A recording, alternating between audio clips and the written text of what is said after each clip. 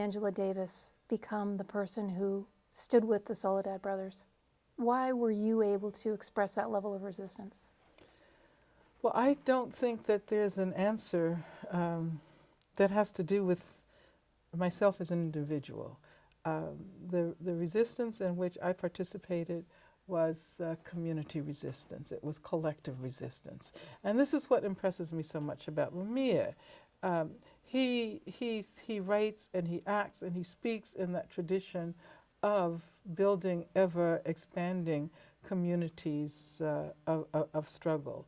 People know my name not because of anything I happen to do myself as an individual, but because there were organizers committed to saving my life. That there were people whose names, some of whose names I will never know, who created committees to defend Angela Davis. I was going to ask you about the nature of solidarity, but that's what that is.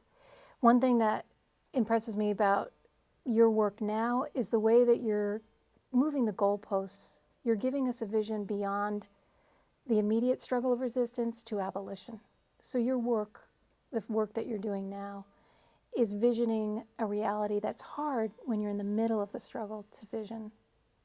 Well, but it's interesting that this vision of abolition, which is embraced by Mumia, has been around for quite some time. And I certainly would not say that I am responsible, for initiating this vision. I think of the Attica rebellion in 1971 and the extent to which the prisoners at Attica were beginning to develop a strategy and a theory of prison abolition. And actually, we can go all the way back to the American Revolution, and we will find advocates of death penalty abolitionism and advocates of prison abolitionism. So I like to place myself within that tradition. Why should people, to wrap up, stand in solidarity with Mumia right now? Because Mumia represents the very best of what we have to offer in the future. Mumia represents the kind of democracy that will bring racial equality and class equality and gender equality and sexual equality to people all over the world. I'd like to thank you for joining us on Newsroom on Access.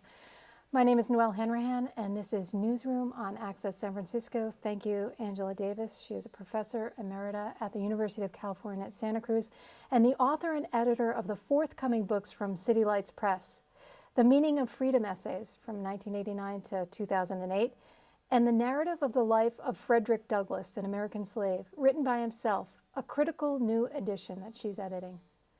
Thank you very much.